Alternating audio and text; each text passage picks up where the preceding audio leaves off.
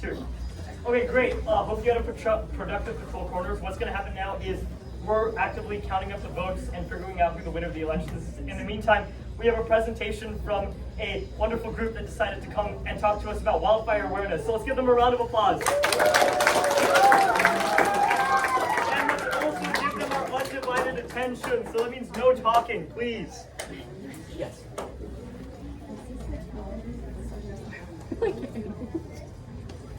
Hello everyone, we are WAY Wildfire Awareness Initiative, and just a quick go over what we're going to talk about today. First, just a little bit about us, and then the problem of wildfires and how it affects us, especially Cupertino, and then how we can prepare for wildfires through prevention and wildfire preparedness, and finally a little fun Kahoot activity. First, about who we are. WAY, we are a 501c3 nonprofit comprised of mainly high schoolers in the Bay Area. Most of us go to Monte Vista. And our goal here is to spread awareness about wildfire preparedness and prevention through fun activities and on Instagram.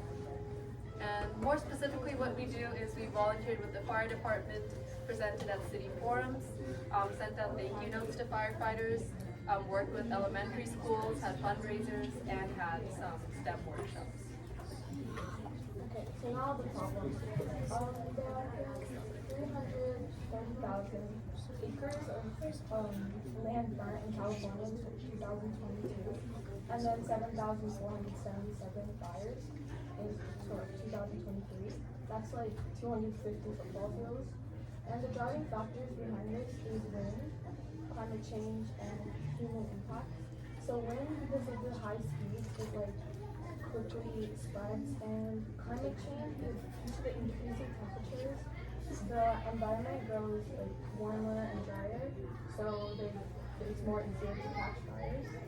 And human impact is usually because of campfires and preventions of campfires include lighting, arson, etc. But the highest of them all is human error, and this is by far the largest of the causes of wildfires. As we all probably know by now, wildfires depend on fuel in order to burn. So, for example, they rely on trees, vegetation, dry foliage, and structures.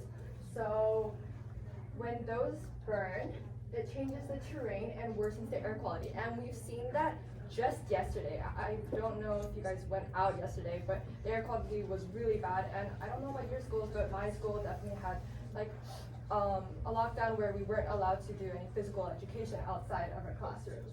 And because there are changes in terrain, there's also a loss of habitat, which I'm not so sure if you guys have gone into biology yet, affects the species that also lives in that ecosystem. And ecosystems are really diverse and they're really well connected. So when one part of it is affected, the whole system breaks down.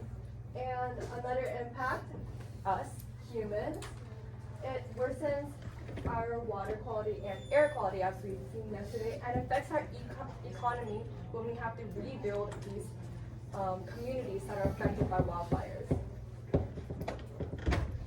And let's go on into predictions on how we predict wildfires using technology.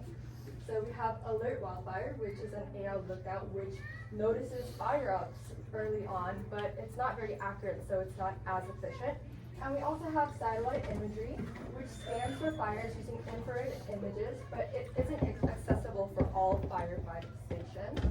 And we have Aurora Tech, which uses weather detection, satellites, and ground cameras to detect wildfires, but it's expensive, so it once again is not accessible.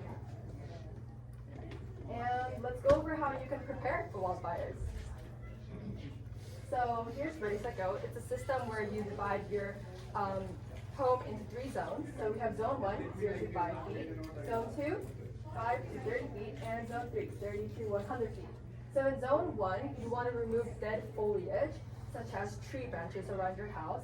And in zone 2, you want to trim the trees and remove any other dead plant matter that could be around your house. And in zone 3, you want to trim the grass and clear out any emergency passes that your family might use in a case of an emergency. So now, in your disaster bags, you want to have some of the essentials, including water, food, clothes, sleeping bags, and of course, important documents on the go, and many more. And you want to make sure to, one, be sure to store your food in a cool and safe place. And be sure to even rethink some of these food options to see if you really need them. And of course, replace expired food items as necessary. And finally, keep emergency cash and items in your car as long as possible. And you can stay alerted through many ways, such as listening to the news, as well as just staying alerted on some apps such as Amber Alerts, and staying updated through social media. And there are some ways that you can stay safe in smoky conditions. So there are 3 ways that you can do this by staying inside, staying healthy, and protecting yourself. So for staying inside, you want to close your doors and windows and be sure to check air quality levels online. Just like yesterday when there was smoke outside, we made sure to stay indoors. And you want to stay healthy by protecting yourself by wearing a mask and protecting yourself from certain conditions, and be aware of your surroundings so that you can be safe. And finally, always stay hydrated and avoid spending exercise. All right, so we're going to talk about something that applies to you guys maybe a little bit more. So campfires. Campfires can start wildfires like that, so we need to make sure that we're being safe. First, we're going to make sure to read the rules of the campsite or the area we're in. Depending on the time of year or the type of foliage, some areas don't allow campfires, specifically in California. Secondly, we're going to make sure that we contain all sorts of fire starters. We want to keep the lids tight on your gasoline. You want to make sure your matches are cold before you throw them out. Same with your coals, just don't throw them in the trash. Thirdly, we want to control our fires. A lot of campsites have the designated fire pits, like the metal rings. However, if you're in the forest by yourself, you want to be able to dig a pit and surround it with rocks so that your fire doesn't spread. Fourthly, we want to make sure that we're always paying attention to our fire. We cannot leave it, we cannot go to bed while it's still burning, because if you don't have your eyes on it, you're not aware of what's going on, and it could start a wildfire if embers go off in the air. And lastly, just because we're being safe about wildfires doesn't mean that the forest is protected, because people around you might also not know of the correct fire protocol. So we need to make sure that if we see something, we say something. So we're going to do a Kahoot. However, does everyone in here have a device? Yeah. All right, so my Kahoot only lets 25 people play at a time. So if you could grab a buddy and play with them, that would be great.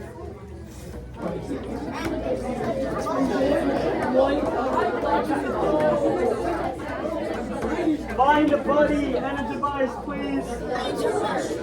Yeah. Scouts, I have 11 cents in crypto for the winner. Raven coin.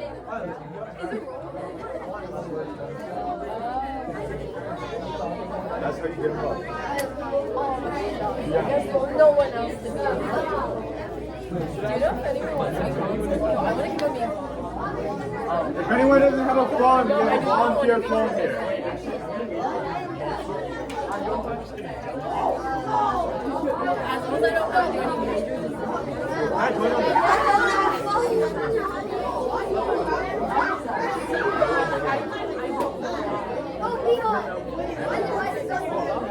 forgot my device.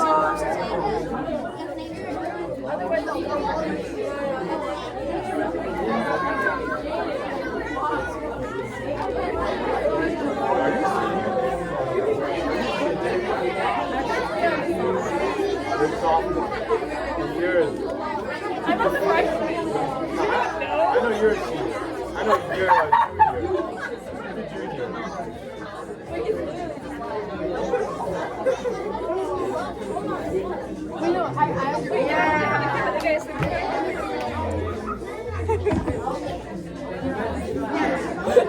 Why?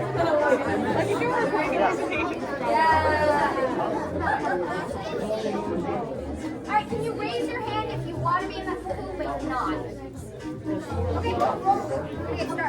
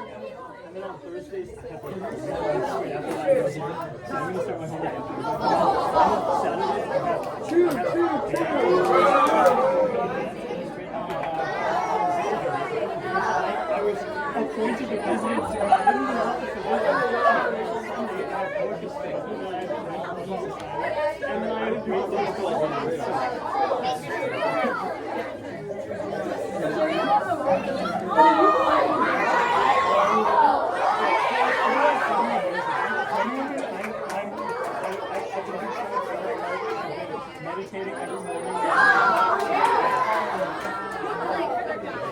It is before school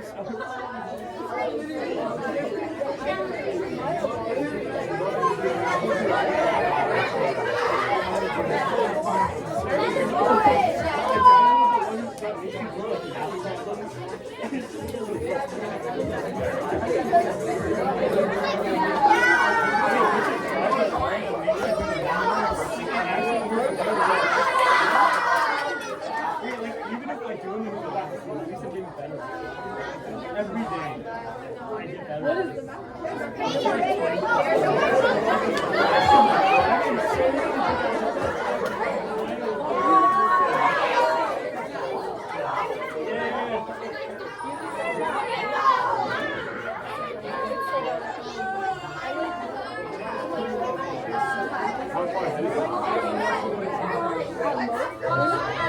What is the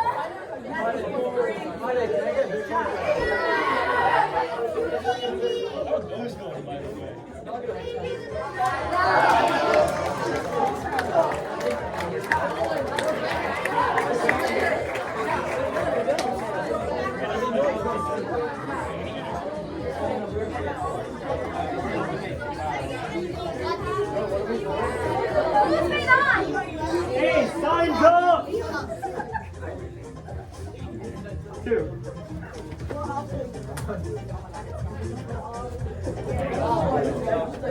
Okay, who got first place? Who's made on? Totally us, guys. Totally us. We got second though. We got second. Where you're at. Alright. Okay, who got second? Okay, who got third? Nice. Good job. Yeah!